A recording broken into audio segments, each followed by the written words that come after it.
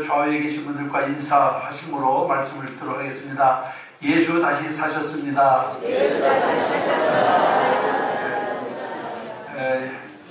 사망 권세를 이기시고 예수 그리스도께서 부활하심으로 우리에게 참 생명과 소망을 하나님께서 허락해 주셨습니다.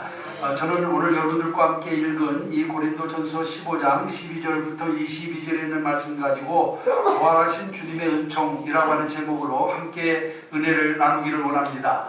여러분, 우리 인류 역사를 우리가 살펴보면은 이 땅에는 많은 위대한 제국들도 일어났고 또 위대한 영웅들도 많이 있었습니다. 그러나 그들의 존속과 활동은 영원하지 못했고 한 세대에 불과했던 사실을 우리는 잘 알고 있습니다. 여러분, 우리가 잘 아는 대로 히틀러의 나치주의가 한 세대를 지나지 못하고 물러가고 말았고, 또 일본의 대동아 공영권도 사실은 한 세대를 지나지 못하고 망하고 말았습니다. 그런가 하면은 참 생명과 구원을 보여준다는 위대한 지도자들도 많이 나왔습니다만은 그들 역시 사람들에게 다가오는 죽음을 이기지 못하고 결국은 그들로 또 죽어서 이 땅 위에 무덤을 남기고 말았음을 우리가 분명히 알 수 있습니다. 마호메트의 묘지가 아라비아 메카에 있고 석가의 무덤이 인도 찰수 소안에 있으며 그리고 공자님의 무덤이 중국의 창평양에 있습니다. 그런가 하면 소크라테스의 무덤도 역시 그리스에 그대로 남아있는 것을 보게 됩니다. 세상의 어떤 생명이나 권세나 명성도 세월 속에 퇴색되고 변질되지 아니하는 것은 하나도 없습니다. 그러나 유일하게 영원 전부터 영원 후까지 존재하시는 분이 계신데 그분이 바로 예수 그리스도이신 줄로 믿습니다. 그는 하늘의 보좌를 버리고 이 땅에 오셔서 모든 인류의 죄와 저주를 짊어지시고 십자가에 죽으셨습니다마는 그러나 죽음의 권세를 이기시고 무덤에서 다시 살아나셨습니다.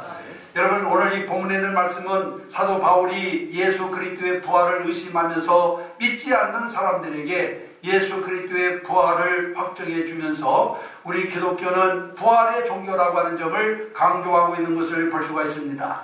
근데 여러분, 아직도 예수님의 부활에 대해서 회의를 품고 있는 사람들이 이 땅 위에 너무나도 많이 있는 것을 보게 됩니다. 그러나 분명한 사실은 우리가 믿는 예수 그리스도는 무덤에 장사되었다가 3일 만에 무덤을 깨치고 다시 살아나셨습니다. 여러분, 예수께서 부활하지 않았다면 기독교는 아마 존재하지 못했을 것입니다. 수천 년이 지나오도록 여러분 기독교가 존속하고 있는 것은 여러분 예수 그리스도가 살아나셨기 때문이라고 하는 것을 기억을 해야 될 줄로 믿습니다. 여러분, 오늘 여기 본문에 보면 바울은 예수 그리스도가 다시 살아나지 않았다라고 한다면은 기독교도 또한 아니면 우리가 믿는 믿음도 헛것이라고 이와 같이 여기 말씀하고 있는 것을 볼 수가 있습니다. 여러분, 지금까지 많은 사람들이 기독교에서 말하는 예수 그리스도의 부활의 허구성을 증명하려고 노력을 많이 했습니다마는 그러나 그들도 결국에 가서는 예수가 살아나셨다라고 하는 것을 고백하지 않을 수 없었음을 우리가 잘 알고 있습니다. 영국의 한 젊은 변호사이자 작가였던 프랭크 모리슨이라고 하는 사람이 있었는데 그는 예수님의 부활에 반기를 들고 나섰습니다. 그는 논리적이고 그리고 조직적으로 부활을 비판했습니다. 부활이라고 하는 것은 한낱 공상이요 어리석은 속임수에 불과하기 때문에 내가 진실을 반드시 밝히고야 말겠다라고 이렇게 생각을 하고 열심히 사실들을 이와 같이 또한 연구하면서 그들은 세밀하고도 끈질기게 이와 같이 추적을 하기를 시작을 했습니다. 근데 여러분, 오랜 끝에 연구를 마치게 되었는데 연구를 마치고 그가 내놓은 책이 바로 뭐냐? 누가 돌을 옮겼나? 라고 하는 책을 완성하게 됩니다. 참으로 놀라운 사실은 반증을 목적으로 시작했던 그가 결국에 가서는 부활을 정확하게 믿지 않을 수 없다라고 고백을 하는 여러분 그리스도인으로 변화된 것을 믿으시기를 바랍니다. 그러니까 반증을 목적으로 시작한 연구가 그로 하여금 부활의 신앙을 갖도록 만들게 되었다라고 하는 사실을 우리가 분명히 알 수 있습니다. 여러분, 인간의 어떤 수단과 방법으로도 부활의 진리를 파괴할 수 없음을 믿으시기 바랍니다. 인간의 어떤 지식으로도 예수 그리스도가 다시 살았다라고 하는 것을 부정할 수 없음을 믿으시기를 바랍니다. 한때 영국의 무신론자였던 니틀스톤과 그 다음에 길버트 웨스트라고 하는 사람이 자기들의 무신론을 주장하는데 두 가지 큰 자괴가 있는 것을 알았습니다.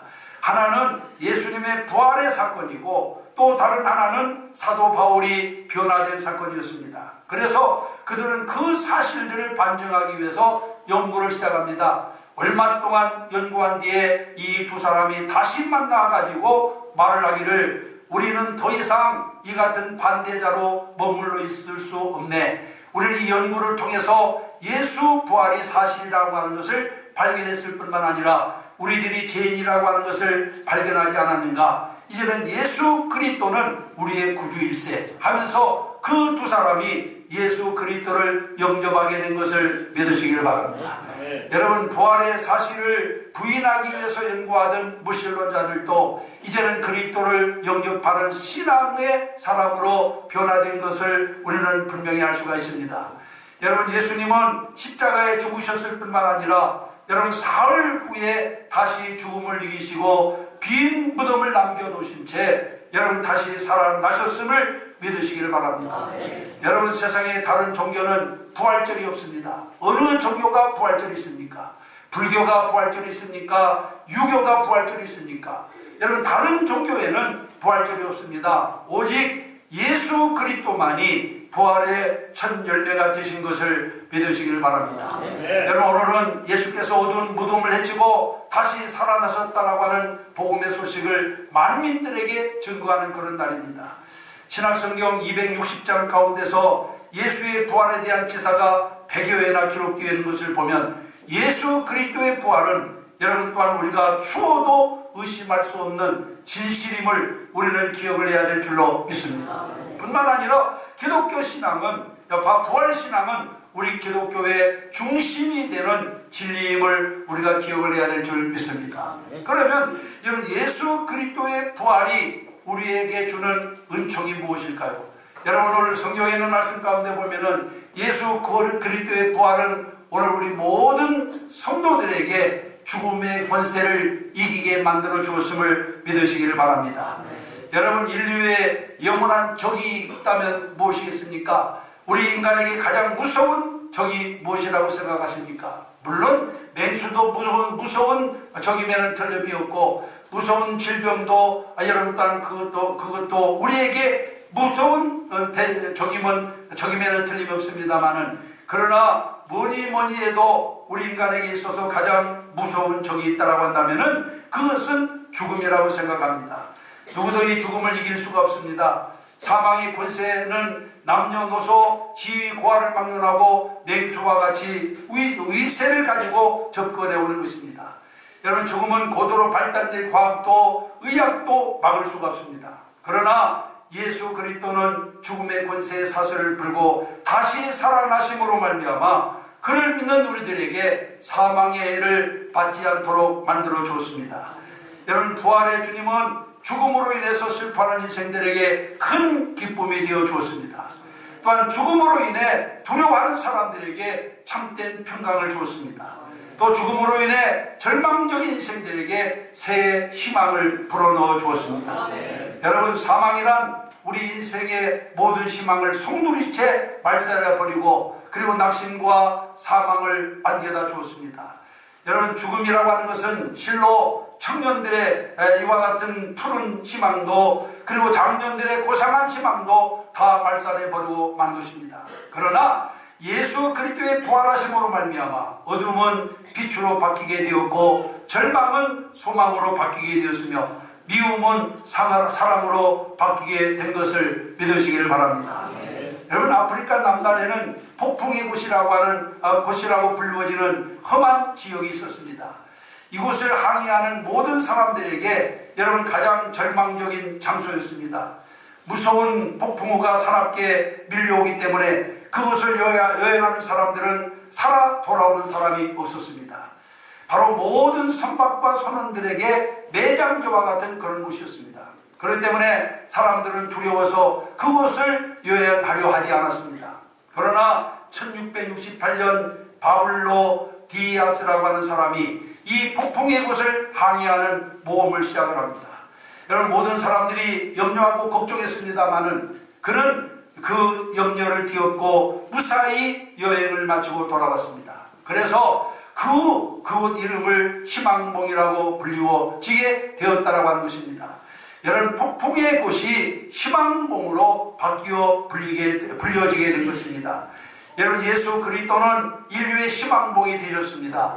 여러분, 그가 오시기 전에 이 땅에는 희망이 없었습니다. 기쁨이 없었습니다. 사랑이 없었습니다. 죽음과 절망 외에는 아무것도 존재하지 않았습니다. 그러나 예수 그리스도께서 사망 권세를 깨치시고 부활하심으로 말미암아서 이제 우리에게 놀라운 소망과 생명이 부여되었다라고 하는 사실을 기억하시기를 바랍니다. 죽음으로 인해서 허무해진 인생에게 여러분 활력소가 되어주신 것입니다.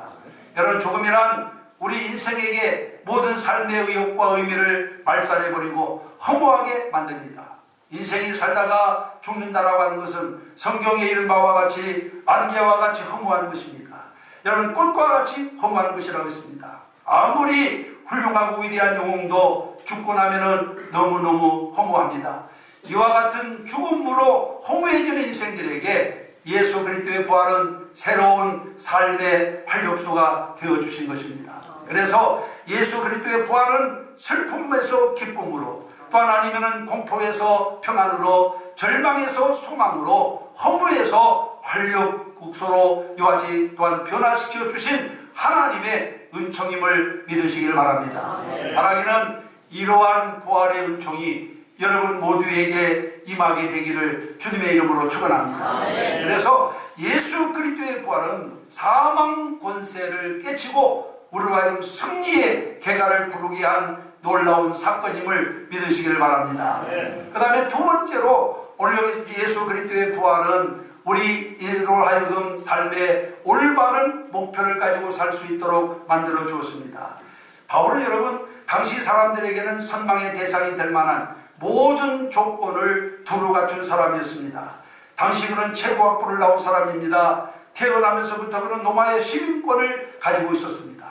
로마의 시민권이 뭐 그리 대단하냐 그렇게 여러분이 생각할지 모르지만은 당시는 로마 판도였기 때문에 어느 곳을 가든지 로마의 시민권만 가지고 있으면 1등 국민 대우를 받을 수 있었습니다. 그러니 그는 태어날 때부터 로마의 시민권을 가지고 있는 사람이었고 또 순수 유대인이며 바리새인으로서 모든 면에 있어서 흠이 없는 사람이었습니다. 그는 이런 것들로 인해서 대단한 명예와 자부심을 가지고 살았던 사람입니다. 그는 인생에서 이런 조건이 최고의 가치인 줄만 알았습니다. 그런데 부활하신 주님을 만나고 난 다음에 그의 인생관이 완전히 바뀌게 됩니다. 이 모든 것이 부질없는 것을 알게 되었습니다. 빌립보서 3장 5절부터 그 이하에 있는 말씀 가운데 보면 그러나 무엇이든지 내게 유익하던 것을 내가 그리스도를 위하여 다 해로 여길 뿐더러 또한 모든 것을 해로 여김은 내 주 그리스도 예수를 아는 지식이 가장 고상함을 인함이라. 내가 그를 위하여 모든 것을 잃어버리고 배설물로 여김은 그리스도를 얻고 그 안에서 발견되려 함이니 라고 말씀하고 있습니다. 여러분, 바울은 부활하신 주님을 만나고 나서 자신이 가진 모든 것을 배설물같이 쓸모없는 것으로 여기고 주님을 위해서 고난받는 것을 기뻐하며 가난하게 되는 것조차도 상관하지 않냐고 남들에게 핍박을 받는 것을 오히려 즐거워하는 인생관을 가지게 되었다라고 말씀하고 있습니다. 여러분, 전 같으면은 처참한 환경에 처하게 되면 죽고 싶고 또 자기를 핍박하는 사람들은 어떻게 해서든지 원수를 갚으려고 했을 텐데 여러분, 인생관이 바뀌고 난 이후에 그는 이로 인하여서 오히려 즐거워했다라고 말씀하고 있는 것을 보게 됩니다. 우리도 만약 부활의 주님을 만났다면 우리의 삶의 A와 같은 목적도 삶의 방법도 바뀌어져야만 될 줄로 믿습니다. 여러분, 부활의 주님을 만나셨습니까? 여러분, 부활의 주님을 정말로 만났다면 과거의 나의 삶을 그대로 살아서는 안 됩니다. 이제 우리도 여러분 사도 바울과 같이 내 삶이 하나님 중심, 복음 중심으로 바뀌어야만 될 줄로 믿습니다. 여러분, 우리가 아직도 여러분 또한 부활의 주님을 만나지 못하고 사도 바울처럼 여러분 과거의 삶에 얽매여서 살아가고 있다라고 한다면 이번 부활주의를 통해서 다시 살아나신 부활의 주를 만나게 되시기를 주님의 이름으로 축원합니다. 미국 어르신학교에 교수 한 분이 계셨는데 이분은 정말 열심히 공부해서 또한 학위를 받아가지고 신학대학에서 교수하는 그런 사람이었음에도 불구하고 부활신앙이 그에게는 확신이 없었어요. 그렇기 때문에 단지 그는 이지적이고 그리고 단 아니면은 자기 자신을 위한 어떤 직업으로 교수를 할 뿐이지 정말로 예수 그리스도의 살아계심을 정말 증거하는 그런 교수는 아니었습니다. 그런데 어느 부활절날 학교에서 어떤 모든 학생들이 또한 체크를 하면서 이 교수에게 설교 말씀을 해달라고 부탁을 하게 됩니다. 이건 다른 날도 아니고 부활절날 설교를 해야 되니까 적어도 예수 그리스도의 부활에 대해서 증거를 해야 될 거 아닙니까? 그래서 어떻게 말씀을 전할까? 자기도 믿지 못하는 말을 어떻게 학생들에게 전할까? 라고 생각하면서 예수 그리스도의 부활에 대한 그런 성경 말씀을 원어로 된 책을 읽기를 시작을 합니다. 그가 성경 말씀을 쭉 읽어가는 가운데 그 눈에 들어온 말씀이 하나 있어요. 예수 살아나셨네 라고 하는 한 구절을 보는 순간 큰 충격을 받습니다. 여러분 우리가 전기에 감전된 것처럼 온몸이 그냥 정말 어떤 전율이 느껴지는 그런 충격을 받게 돼요. 그러면서 그는 도저히 자리에서 앉아있을 수가 없어가지고 자리에서 벌떡 일어나가지고 온 방을 돌아다니며 예수 사셨네, 예수 다시 사셨네, 원어는 예수스 에겔데 예수스 에겔데를 외치면서 온 방을 돌아다닙니다. 눈에서는 눈물을 펑펑 쏟으면서 내가 지금까지 학생들을 가르치고 또 하나님은 또한 교수라고 하면서도 다시 사신 부활의 주님을 내가 믿지 못하고 지금까지 살았다라고 하는 그런 이와 같은 회개를 하면서 이제는 정말 주님이 살아계심을 내가 확신하게 되었으니 부활의 주님만 가르치고 부활의 주님만 증거하겠다라고 하나님 앞에 그렇게 고백하며 기도를 드렸다라고 하는 것입니다. 그러고 난 다음에 부활절 설교를 하게 되었는데 이 교수의 설교가 얼마나 은혜스러웠던지 모든 학생들이 그 설교를 듣는 순간 정말 어떤 가슴이 뜨거워지는 것을 경험하게 되었다 하는 그런 이야기가 있습니다. 사랑하는 성도 여러분, 정말로 살아계신 주님을 만나셨습니까? 여러분 신앙생활하는 많은 사람들 가운데 아직도 부활의 주님을 만나지 못하고 형식적인 신앙생활하는 사람이 너무나 많습니다. 그러니까 우리 삶이 변하지 않습니다. 인생의 목적도 변하지 않습니다. 여러분 이제 정말 살아계신 주님을 만난다면 우리의 인생은 달라질 겁니다. 변화될 줄로 믿습니다. 여러분 부활의 신앙을 또한 가지고 정말로 주님을 온전히 믿고 따라가는 여러분들이 되어지기를 주님의 이름으로 축원합니다. 여러분 부활의 주님을 만남으로 여러분 하나님께서 우리에게 주시는 부활의 은총을 충만히 누리며 살아가는 여러분들이 되시기를 주님의 이름으로 축원합니다. 그 다음에 마지막 세 번째로는 오늘 여기 본문에 있는 말씀에 보면 예수 그리스도의 부활은 교회와 성도들에게 새 능력을 불어넣어 주었습니다. 주님께서 십자가에 죽으셨을 때 제자들의 마음은 어두움 속에서 헤매고 있었습니다. 이같이 어둡던 제자들의 마음을 밝게 만들어준 것이 무엇입니까? 예수 그리스도의 부활입니다. 여러분 십자가 사건 이후에 사방으로 흩어져 위축되었던 제자들의 마음을 다시 한 마음으로 합하게 한 것이 무엇입니까 여러분? 그들에게 새로운 용기를 준 것이 무엇입니까? 바로 예수 그리스도의 부활 사건인 줄로 믿습니다.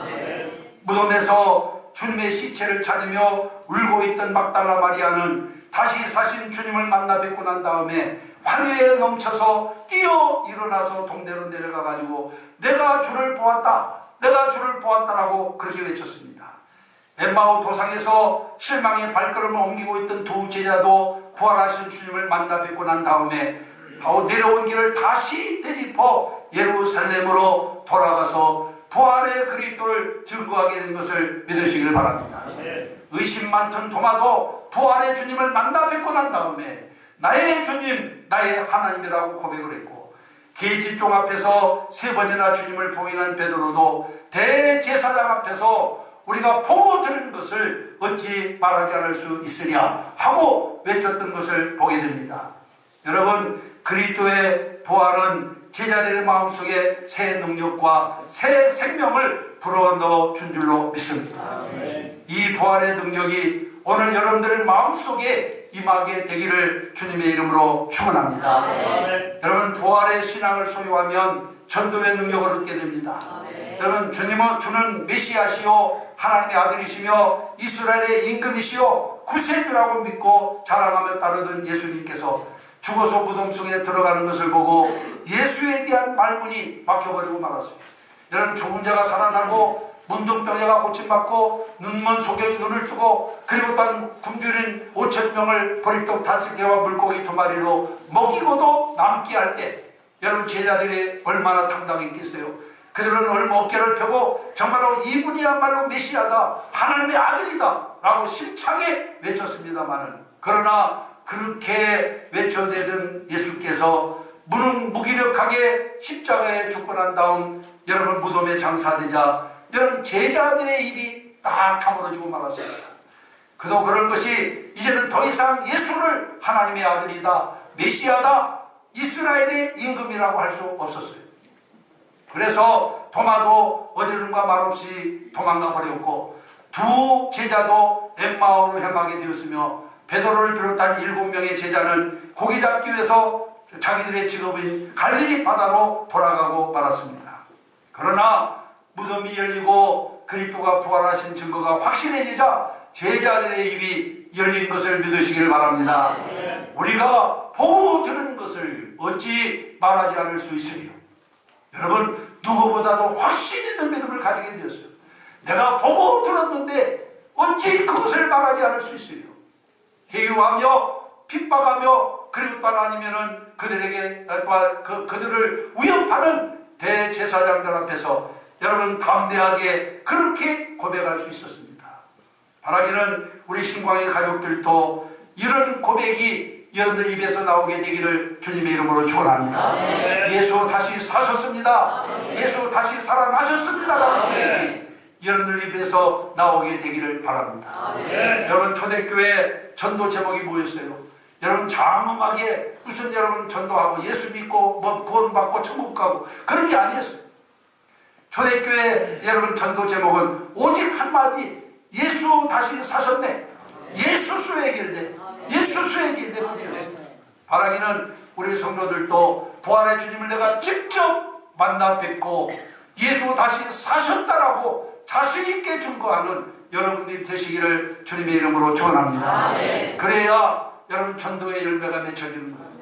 그래서 또한 이 부활의 신앙을 소유하면은 전도의 능력뿐만 아니라 기도의 능력도 얻게 되는 것입니다.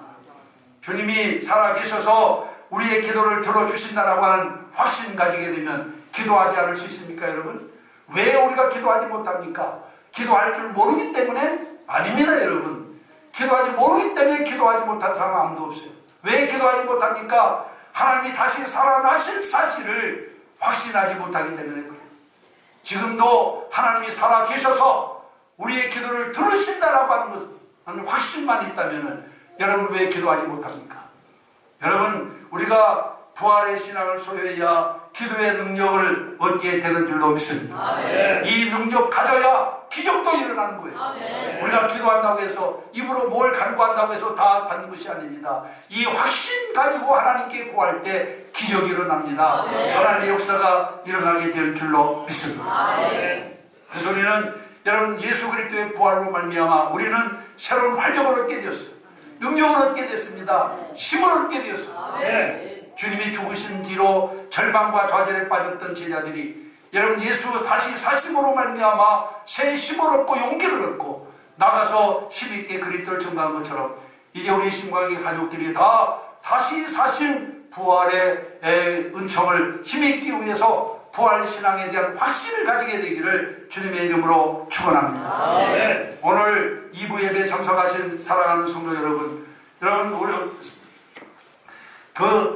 많은 사람들이 교회를 다니고 있지만은 그중 일부는 생명력 있는 신앙생활을 하지 못하고 그저 형식적인 신앙생활하고 있는 것을 보게 됩니다. 그 이유가 무엇입니까? 부활의 주님을 만나지 못했기 때문에 그렇습니다. 그래서 당연히 부활의 주님이 주시는 은총도 누리지 못하고 있습니다. 이제 우리는 부활의 주님을 만나야 됩니다. 그리고 하나님께서 부활을 통해서 주신 그 은혜를 힘입는 자가 되어야 될 줄 믿습니다. 그래서 우리가 다시 믿음의 생명을 얻고 능력 있는 삶을 사는 여러분들이 되시기를 주님의 이름으로 축원합니다. 기도하시겠습니다. 이 시간 오늘 주신 말씀 다시 한번 묵상하면서 정말로 우리가 부활의 주님을 만났는지, 그리고 또 아니면은 그저 단지 형식적인 신앙생활을 하고 있는지 우리 자신을 한번 돌아보고, 이번 부활주일은 그저 절기로 지키는 부활주일이 아니라 정말 내가 믿음의 생명을 얻고 능력을 얻는 귀한 부활절이 되기 위해서 부활의 주님을 만나는 부활절이 되시기를 바랍니다. 이제 부활의 주님이 이 시간 우리 가운데 오셔서 우리를 새롭게 변화시켜 달라고 하나님 앞에 이 시간 다같이 합심해서 통성으로 기도하겠습니다. 거룩하신 아버지 하나님,